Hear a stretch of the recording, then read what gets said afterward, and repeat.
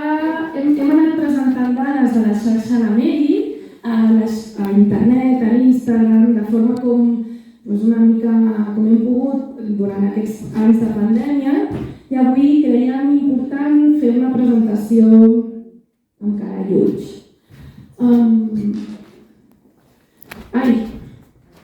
Gràcies, Mònica. Gràcies, Mònica, per no tenir una discussió. Gràcies, Mònica. És que a mi no m'agrada igual. Vols que te posi un altre o no? No. Hem fet aquestes enganxines que en teniu aquí, si us en voleu emportar. Tenim el telèfon, que en tenim dos, i el que fem és legal. I tot el que direm ara d'aquí ho podem demostrar. Encara que no és la nostra tasca, perquè si algú diu que mentim, ho han de demostrar. Aleshores, què és això de la xarxa de Medi? Això és l'índex Propassador. Intentaré... Sí. Em podeu avisar les companyes a LinkedIn? Perquè com hem començat tot... Després ja ho penjarem perquè és que així... Què fem a la xarxa de Medi? La xarxa de Medi és legal. Volem que quedi clar perquè moltes dones ens truquen pensant que estan fent alguna cosa clandestina, alguna cosa il·legal, alguna cosa que serà penada i penalitzada, i no, perquè informar sobre l'avortament és legal en aquest país. És el que fa el servei del govern al CIAT, molt pitjor que nosaltres. Recollim també les històries de vulneració de drets humans, violència estructural i manca de serveis que hi ha a Andorra, perquè clar, estem en contacte amb les dones. És la nostra resposta a la xarxa de Medi a la misogínia, és a dir, a l'odi que hi ha a les dones en aquest país, i marquem i senyalem el govern del senyor Xavier Escot i Zamora i el bisbe Joan Enric Vives. Es va fer una campanya a la Seu d'Urgell fa uns anys que deia les dones avortem amb o sense les bendicions de l'Església. Amb la vulneració de drets que veiem i vivim, anem a instàncies internacionals, perquè a casa no podem parlar. Molta gent ens diu clar, és que han anat, han difamat, no han dit res... Algú creu que no hem intentat parlar amb el govern?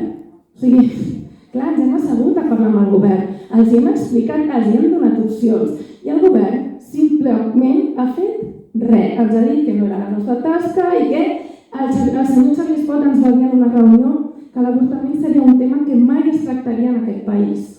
Nosaltres vam agafar el repte. Gràcies. Què és la xarxa de Medi? Perquè clar, tu dius... Aquí hi ha part de la xarxa. La xarxa de Medi va néixer amb les companyes de Catalunya. Col·laborem sobretot, si voleu veure un recull de drets sexuals i reproductius, també la podeu veure aquí. Ara la següent PowerPoint fica un vullavortar.org, aquí també ho podreu veure.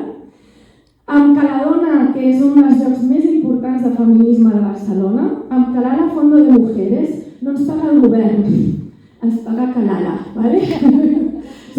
És així, els demanem diners amb elles i elles el donen.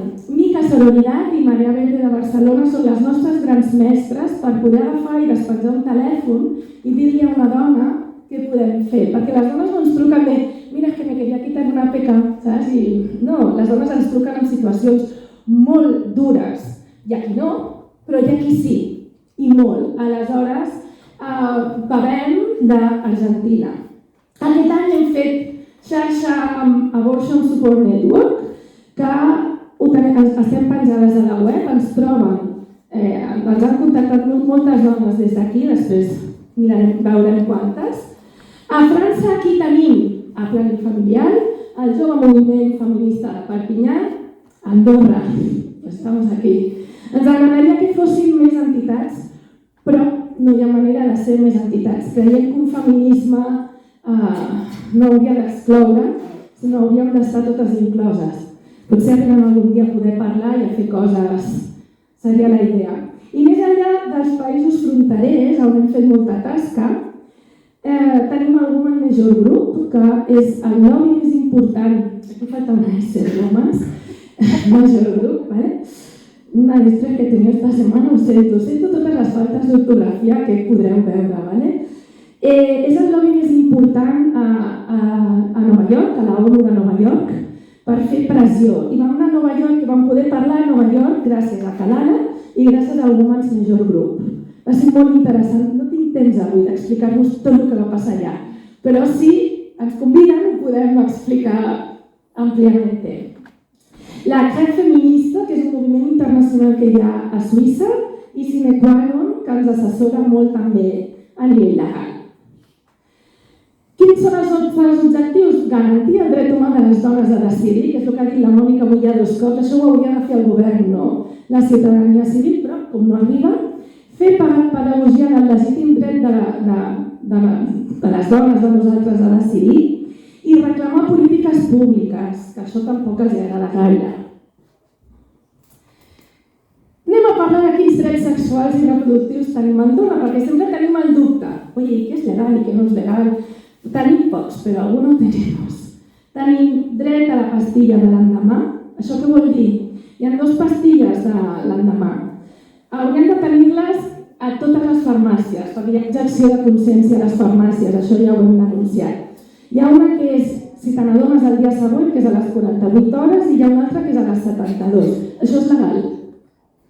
La pastilla anticonceptiva és legal. Dret a les urgències obstètriques. Ara parlarem d'aquí una estona, però si tu has fet un avortament farmacològic i t'has pres les pastilles a Barcelona i vens a Andorra i tens una hemorràgia, tenim dret a anar a l'hospital i a la nostra ginecòloga o ginecòleg de confiança. I d'una forma una mica estranya, hi ha una mica de finançament, que és si un avortament, si una reproducció in vitro és una pasta, una mica se'ns financien els medicaments que necessitem perquè allò funcioni. I ara què no tenim? Bé, hem ficat alguns, dels que no tenim. No tenim lleis clares contra la violència obstètrica, i això és un drama. Tenim un índex de cesàries que no és normal i que, a més, vulnera els drets de les dones, de totes. La ONU recomana, crec que és la OMS, perdoneu, estoy viciada, no és la ONU, és la OMS.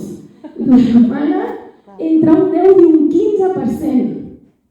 I a Andorra hem trobat poques dades, com sempre, mai continuïtat, mai... Hem trobat que el 2017 es feia un 34% de cesàries i el 2020 gairebé un 41%. Ja hi ha hagut altres partits polítics que li han dit al govern, escolta, hauríem de reduir això. Però no, vamos a más. Des de Stop Violències no ens va passar aquest any, però a la xarxa Nameri ens va trucar una llevadora de Barcelona que volia contactar immediatament amb nosaltres, això va passar el 20, perquè a una dona andorrana se li volia fer una cesària obligatòria i ella no volia. Això és molt greu. Com no tenim lleis contra la violència obstètrica, no tenim una nano a denunciar. Fer escoltar el batec, fatal. Això passa quan hi ha dones que van a la ginecòloga i li diuen, escolta, vull avortar. I diuen, vale, jo et diré a on, però primer has d'escoltar el batec fatal i veure'l en una pantalla. Això és violència obstètrica. Per nada, o sigui, fes per legislar esto. I després fer maniobres perilloses com aquesta, que l'he posat una mica petita, que és enorme, però a la diapo una mica més petita, que se'n diu la maniobra de Chrysler. No sabem en quina proporció, però la maniobra de Chrysler aquí encara està ficada una mica amable, però se't poden posar quan a tu et costa parir aquí o la persona tombada aquí, és a dir, tu cara aquí, i aleshores el fan plà, perquè aquello salga. Hi ha dones que ens han explicat que se'ls han trencat algunes costelles, perquè és el que passa amb aquesta maniobra. I després, com no, la estrella de la casa, la prohibició de l'avortament en tots els casos. Nosaltres batallem per tots ells, comencem per l'avortament, però és que ja aquestes són algunes de les vulneracions. Tenim un problema important.